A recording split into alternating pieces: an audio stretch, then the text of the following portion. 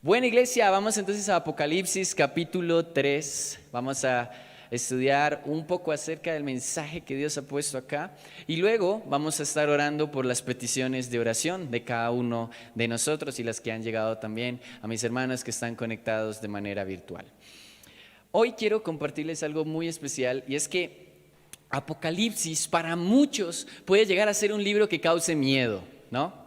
¿Han escuchado alguna vez como que Apocalipsis? Y no les entiendo, y los entiendo porque a veces también usan este libro para introducir miedo en las personas. Yo recuerdo que cuando era más chiquito e iba a la finca de mi abuelo ya no está con nosotros, de en paz descanse, y yo recuerdo que él decía, ¿sabes qué dice en Apocalipsis? Y yo, no, ¿qué dice? El Señor pronto volverá y todos los pecadores serán condenados.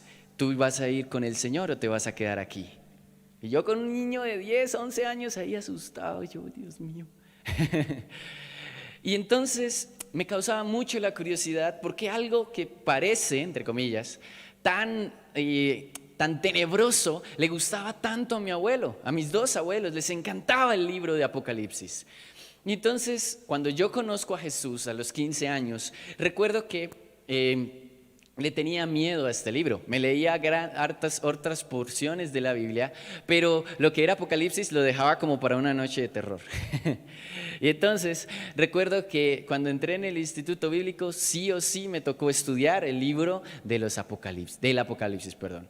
Y entonces, cuando empecé a leer Apocalipsis, me di cuenta de algo, y es que en el primer capítulo nos dice, es uno de los libros que dice, bienaventurado aquel que lea este libro. O sea, tú con solo abrir tu Biblia y estudiar Apocalipsis, ya estás recibiendo una promesa de parte de Dios y es que eres bienaventurado, es decir, dichoso o alegre, o en otras definiciones, otros digno de envidia. Sé que suena un poco fuerte, pero es decir, digno de admiración, aquellos que leen el libro de los Apocalipsis. Y entonces me llamó mucho la atención y cuando leí Apocalipsis, la conclusión no fue que era un libro que me causaba miedo, sino todo lo contrario, me trajo esperanza. ¿Cuántos saben que Apocalipsis es un libro de esperanza? Apocalipsis es un libro que debe traerte a ti esperanza. Porque sabes, el hecho de que Jesús vuelva pronto solo significa una cosa, y es que por fin Él va a venir a traer su reino aquí a nuestras vidas y vamos a dejar de luchar en contra de las cosas difíciles que ocurren en este mundo. Usted ha visto noticias tristes durante esta semana. Todos los días, nomás es que usted entre a los portales o a los periódicos o mire en la televisión. ¿Y usted qué va a ver en televisión cuando ve noticias? Malas noticias, aproximadamente unas 10 malas noticias y una buena. Noticias difíciles que hemos vivido en esta semana. Momentos difíciles económicos, recesión económica, problemas para las personas, asesinatos, robos, atracos, la muerte de Vicente Fernández y todo este tipo de cosas son noticias que han traído aflicción a la iglesia. Pero sabes, cuando tú lees Apocalipsis, te das cuenta de algo muy interesante. Y es que el hecho de que Cristo vuelva pronto por su iglesia nos debe traer a ti y a mí esperanza. Porque significa que se acabarán las malas noticias y descansaremos en la presencia de Dios. Pues hay un mensaje, usted ve ahí en Apocalipsis capítulo 3, usted va a ver que dice mensaje a la iglesia de Filadelfia y la Odisea. Y si va más atrás al capítulo 2 va a encontrar otras iglesias como Éfeso, Esmirna, Pérgamo, Tiatira, Sardis. Porque estas son las iglesias a las cuales el Señor les habla directamente en estos primeros capítulos. Ahora, hay un estudio teológico muy interesante que nos dice que cada una de estas iglesias nos están representando épocas históricas que vivió la iglesia. Tenemos, por ejemplo, Éfeso, que es la primera iglesia, una iglesia que fue de carácter apostólica, la iglesia que se dedicó a llevar la palabra de Dios a través de todo el mundo, porque siguió la gran comisión de Jesús. Pero entonces el Jesús les dice algo y les exhorta y le dice: ¿sabes qué tengo contra ti, iglesia de Éfeso? ¿No saben qué tenían contra? Que han dejado el primer amor. Entonces, esta iglesia probablemente representa en la historia de la iglesia del año 30 al año 100 después de Cristo. Una iglesia que empezó con mucha fuerza, que empezó apasionada por Dios, pero durante el camino su amor y pasión por Dios menguó. Tenemos otra iglesia que es la iglesia de Esmirna, aproximadamente entre el año 100 y el 313 después de Cristo, conocida como una iglesia perseguida. Hermano, fue una iglesia que vivió tiempos difíciles. Nosotros decimos a veces: ay, como iglesia estamos viviendo un momento difícil, el coronavirus, la persecución, pero ¿sabes? No es tan así. Esmirna realmente vivió lo que fue la persecución y el asesinato de millones de cristianos. Los imperios se levantaron en contra de los cristianos, los perseguían y los asesinaban cruelmente. De hecho, cuando tú vas a Roma y toda esa parte, han escuchado acerca del Coliseo Romano, ¿verdad? Y uno de los deportes que se practicaba por diversión era asesinar cristianos. Imagínense que eso pasara hoy en día. Que llegaran: bueno, vamos a hacer un partido y vamos a asesinar cristianos allí en el estadio, en el Campín. Así que, aquí tengo 1, 2, 3, 4, 5, 6, 7, 8, 9, 10, 11, 12 con los que podemos jugar a divertirnos. ¿Se imagina? Un poco denso el tema, ¿no? Y a esta iglesia el Señor les dice: permanezcan fieles a pesar de la persecución. Tenemos la iglesia de Pérgamo, una iglesia que probablemente podría ser la del año 313 a la 538 después de Cristo, conocida también como la iglesia imperial, una iglesia que se constituyó dentro del imperio romano. Pero entonces el Señor les dice algo muy interesante y les dice: debido a esta unión ustedes se han llenado de costumbres paganas. Tremendo, ¿no? La iglesia de Tiatira probablemente nos está mostrando lo que fue la historia de la iglesia en el año 538 a 1500 después de Cristo, que es una iglesia del papado. Nació el catolicismo. ¿Cuántos venían del catolicismo? Allá está mi hermano. Fueron católicos algún tiempo, en algún momento. Pues esta corriente católica cobró fuerza en estos años, donde la iglesia se constituyó como parte incluso más importante que los gobiernos que existían en la tierra. Ahora, ¿esto fue bueno, fue malo? Bueno, la verdad trajo sus pros y sus contras, pero una de las contras fue la Santa Inquisición. ¿Ha escuchado ese término? Fue durante la iglesia que asesinaron a miles y millones de personas que no creían igual que ellos porque tenían el poder absoluto. Pero ahora, curiosamente, también mataban a otros cristianos. Y eran los cristianos que realmente habían comprendido que era seguir a Jesús. Porque ¿qué pasa cuando, o en muchas ocasiones hemos visto que cuando una persona tiene poder, ¿sabe qué pasa muchas veces? Se corrompe su corazón. A veces conocemos personas muy humildes, muy nobles, muy especiales, pero cuando tienen poder, corrompen su corazón y quieren hacer las cosas a su acomodo. Tenemos el mensaje a la iglesia de Sardis, una iglesia hermosa, pero una iglesia con mucho dinero, pero que se enfocaba era en las riquezas. A el Señor les dice: ustedes realmente son pobres. Probablemente podríamos estar hablando que esta iglesia representa lo que fue el año 1500 a 1798, conocido como las etapas de la Reforma. Y tuvimos grandes hombres que reformaron la iglesia. Lo fue Calvino, lo fue Martín Lutero, lo fueron George Whitefield, Juan Wesley, que por eso somos wesleyanos. No somos wesleyanos porque hawaianos o algo así, no, hermano, somos wesleyanos por Juan Wesley, un hombre tremendo que usó el Señor para traer un avivamiento y una reforma muy interesante a la iglesia.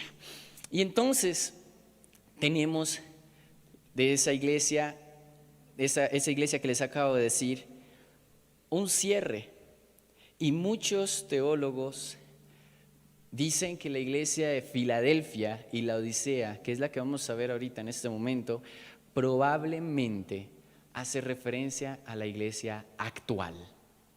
La iglesia ahorita se caracteriza, por dos aspectos fundamentales.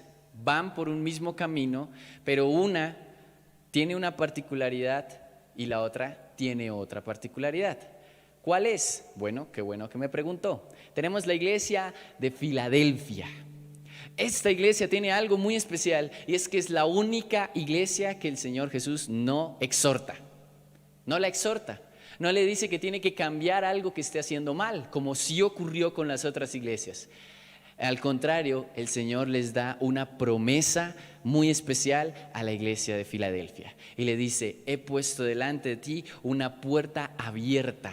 Y esa puerta, cuando tú entres, vas a darte cuenta que yo estoy ahí para protegerte y muchos verán que yo estoy contigo. Aunque eres débil, aunque de pronto no tengas las mejores cualidades, yo estoy contigo y eso es suficiente. Y tenemos la otra iglesia que probablemente va caminando en paralelo en esta época con nosotros y es la iglesia de la Odisea. Esta es la iglesia que el Señor Jesús exhorta y les dice, ¿sabes qué tengo contra ti? Que no eres ni frío ni caliente.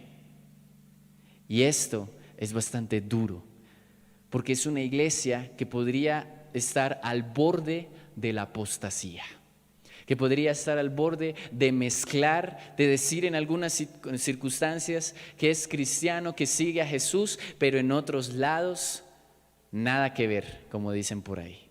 Y el Señor les dije, ojalá fueras frío o caliente, pero los dos no puede ser tibios, porque ¿sabes qué pasa con los tibios? ¿Alguna vez han escuchado? El Señor los vomitará. Y esto tiene sentido. Recuerdo cuando estaba en la universidad, en algún momento, cuando descubrieron que yo era cristiano, me miraron y me dijeron, pero tú eres de los cristianos todo bien, que van a fiestas, rumbas y todo, o eres de los cristianos de verdad. Yo en ese momento quedé como, eso no puede ser. Y yo veo al Señor Jesús en esta parte como de esta ilustración me gustaría. Imagínese que usted va donde su esposa, donde su esposo, o usted va a un ser querido y usted llega y le dice, esposa, ¿sabes? Medio te amo, te medio amo. O sea, a veces te amo, a veces no te amo. A veces te quiero ser fiel, pero otras veces no te quiero ser fiel y quiero tener otras 2 o 3 mujeres detrás de ti. ¿A usted le suena eso que tiene sentido? ¿Usted qué diría? Dígame si me ama o no me ama, punto. Porque si me ama, pues va a estar conmigo. Y si no me ama, pues ahí está la puerta. Chao. Y esto me llama mucho la atención, que para el Señor no hay puntos medios. O amas a Dios y sigues sus mandamientos y te esfuerzas por ser como Él, o no lo amas. Así de simple. Entonces, vamos a capítulo 3, versículo 10. Téngalo ahí, por favor, búsquelo conmigo. Y vamos a leerlo, Apocalipsis capítulo 3, versículo 10. Dice la palabra de Dios. Dice, este es el mensaje a la iglesia de Filadelfia. Porque guardaste la palabra de mi paciencia, yo también te guardaré a la hora de la prueba que ha de venir sobre todo el mundo habitado, para probar a los moradores de la tierra. Yo vengo pronto. Diga conmigo eso. Yo vengo pronto. Retén lo que tienes para que nadie tome tu corona. Probablemente nosotros somos en ese momento esta iglesia. El Señor conoce que muchos de nosotros hemos guardado su palabra.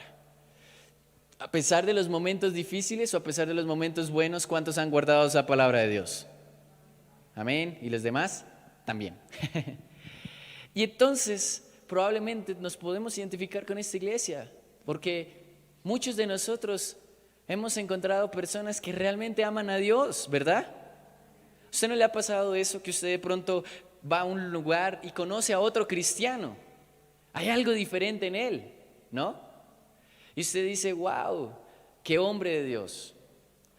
Usted no sabe la alegría que yo tenía cuando yo estudiaba o cuando trabajaba y encontraba a otra persona que fuera cristiana. Yo decía, uy, esto se puso bueno, mi hermano. Porque realmente hay todavía cristianos que aman a Dios y entre esos estás tú y estoy yo, amén. Entonces, aunque ha sido difícil, el Señor nos dice hoy a nosotros, yo vengo pronto. Vuélvalo a decir conmigo, yo vengo pronto. Retén lo que tienes y no permitas que nadie arrebate tu corona. Mi corona es Jesús. No permitas que nadie te quite lo más hermoso que tienes en tu vida, que es Jesús. Porque el Señor viene pronto. Al que venza, versículo 12, yo le haré columna en el templo de mi Dios y nunca jamás saldrá fuera. Y escribiré sobre él el nombre de Dios y el nombre de la ciudad de mi Dios, la nueva Jerusalén que desciende del cielo, enviada por Dios, y mi nombre nuevo. El que tiene oído, oiga lo que el Espíritu dice a las iglesias. ¿Cuántos están escuchando? Esto es lo que Dios hoy quiere decirle a esa iglesia que es apasionada por Dios. Y probablemente nos podemos identificar con esa iglesia, claro que sí. Pero hay otra iglesia, Apocalipsis 3:15, que ya la mencionamos, que es la iglesia de la Odisea, que probablemente también nos identifiquemos con esta iglesia lastimosamente. Pero no te preocupes, si te identificas hoy con esta iglesia, pues es el momento apropiado para arrepentirnos. Dice el versículo 15, yo conozco tus obras, que ni eres frío ni caliente. Ojalá fueras frío o caliente. Escuché de unos cristianos, bueno, no soy yo para decir si son cristianos o no son cristianos, pero tenían una entrevista que me confundió bastante. Al principio hablaron muy lindo de Dios. Hablaron de Dios y qué lindo escucharlos hablar de Dios y cómo Dios sana, restaura, cambia. Hasta que uno de estos cristianos que entrevistaron dijo que también le gustaba practicar costumbres hindús, meditaciones y tener velas y hacer un montón de cosas que obviamente la palabra de Dios dice tengan cuidado. Y él lo vio como algo positivo, algo hermoso. Dijo, no, es que ahí saco mi inspiración y yo también medito y todo eso. Y yo, ok, quedé confundido porque esto es algo que claramente Dios dice que no hagamos. Y el otro cristiano dijo que estaba de acuerdo con la ideología de género. Esta iglesia, mi hermano, la iglesia wesleyana en Colombia, no está de acuerdo con la ideología de género. La escuchamos, la respetamos y bueno, pero no está de acuerdo con esta ideología. Y entonces este cristiano decía, y cuando yo tenga un hijo, yo voy a dejar que él escoja si que sea hombre o que sea mujer. Así nazca hombre o nazca mujer, que él escoja, que él es libre. Yo les pregunto esto, ¿será que esto es algo que realmente agrada a Dios? Yo estoy viendo aquí una iglesia que no es ni fría ni caliente.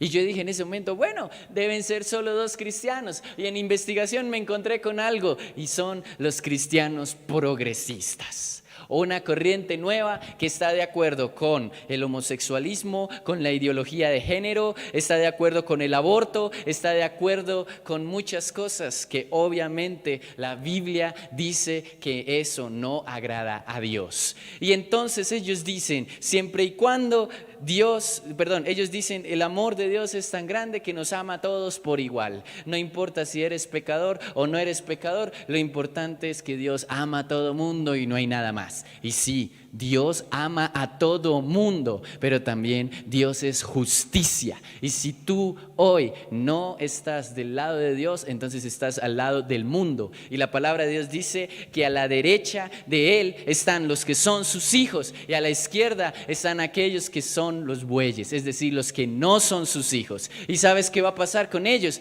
Se condenarán. No hay puntos medios. O eres o no eres. Y es una iglesia, una forma de pensamiento de los cristianos progresistas que me preocupa, porque no es una iglesia que no está obedeciendo la palabra de Dios. Y probablemente esto representa la iglesia de la Odisea. Y muchos de nosotros hemos permitido en nuestras vidas esto, que hayan algunas cosas que sabemos que Dios nos ha dicho que no hagamos, pero aún así las hacemos. Ahora, una particularidad, dice el versículo 17, ya que tú dices, soy rico, me he enriquecido y no tengo ninguna necesidad. Iglesias grandes, poderosas, con mucho dinero. Pero el Señor les dice, ¿y no sabes que tú eres un desgraciado, miserable, pobre, ciego y desnudo? Espiritualmente, aunque en material tengan muchas riquezas, tengan templos hermosos, espiritualmente probablemente están en la miseria. Pero entonces hay un mensaje de esperanza para esta iglesia y esto me impresiona. Dice, yo te aconsejo que de mí compres oro refinado, es decir, la verdadera riqueza está en Dios, por el fuego para que te hagas rico, y vestiduras blancas para que te vistas y no se descubre la vergüenza de tu desnudez, y colirio para ungir tus ojos para que veas realmente cómo son las cosas. Yo soy de los que piensa que en estos últimos tiempos el Señor va a hacer que muchos que se han apartado de su presencia regresen. Yo creo eso, no sé usted. Tus hijos que alguna vez crecieron en el Evangelio y se han apartado, yo creo que el Señor los recuperará. Aquellos, no sé, el abuelo, tío, primo, prima, aquel amigo que tienes que en algún momento estuvo aquí en la iglesia, sirvió, amó a Dios, pero hoy se ha alejado o está en herejías o falsas enseñanzas, regresarán a los brazos de Dios, porque eso es lo que dice la palabra de Dios. Ahora el Señor, yo sé que puede hablar fuerte, pero algo que me gusta de Dios y algo que amo profundamente de Él es que cuando Él nos llama la atención, lo hace realmente como tiene que hacerlo, con amor, pero al punto, al directo. Dios no va a decir las cosas que de una manera que tú no puedas comprender. Y puedes decir, uy, pero ¿cómo el Señor está diciéndole a esta iglesia que son unos desgraciados, unos miserables? El Señor dice por qué. En el versículo 19 dice, yo reprendo y disciplino a los que amo. Sé pues celoso y arrepiéntete. El Señor sigue amando a su iglesia. El Señor sigue amando a aquellos que se han apartado de Dios. Y porque los ama, hoy está dispuesto a disciplinarlos. Y un versículo hermoso que a todos nos encanta, versículo 20 dice, he aquí yo estoy a la puerta, llamo, y si tú me abres la puerta de tu corazón, yo entraré. Si tú te identificas con la iglesia de la Odisea hoy, donde no eres ni frío ni caliente, hoy el Señor está tocando a la puerta de tu corazón para que Él entre y arregle todo lo que está desorganizado. Tengo una pregunta, iglesia, para terminar. ¿Con qué iglesia te identificas más? ¿Con qué iglesia sabes que el Señor te está rearguyendo? Puede ser la iglesia de la Odisea, y yo sé que sí, porque como les decía, yo sé que aún hay cristianos que aman a Dios y lo seguirá habiendo. Pero también sé que muchos de hoy nos podemos identificar con esta iglesia que se ha apartado, que a veces viene, a veces oran, a veces leen la Biblia, pero sus acciones demuestran todo lo contrario, que se están dejando llevar por corrientes, por falsas enseñanzas o por herejías. Cualquiera que sean las dos posiciones, hoy el Señor te está hablando y te está diciendo, si estás haciendo las cosas bien, permanece y yo te bendeciré. Pero también le está diciendo, pero si estás haciendo las cosas malas, no te preocupes porque aún yo te amo y he venido a restaurarte. Así que hermano, este es el mensaje que hoy quería dejar en tu corazón. Recuerda que en estos tiempos hay dos iglesias, probablemente es una postura, es una enseñanza que se da. Probablemente estamos caminando y hay algunos entre nosotros que son tibios. Hay otros que no aman a Dios.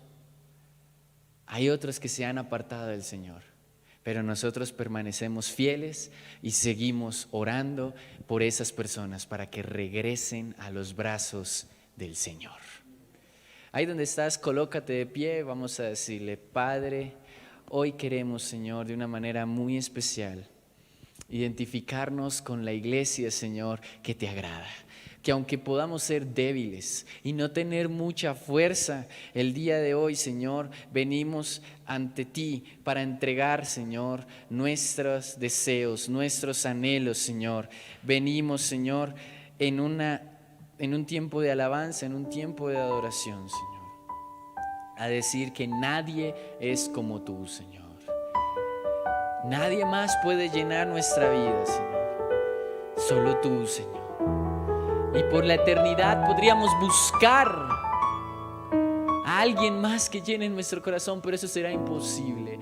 Sabes, los cristianos que hoy son tibios están buscando cómo llenar sus corazones con otras cosas, pero nada de eso los va a llenar, porque solo en Jesús realmente podemos encontrar la llenura.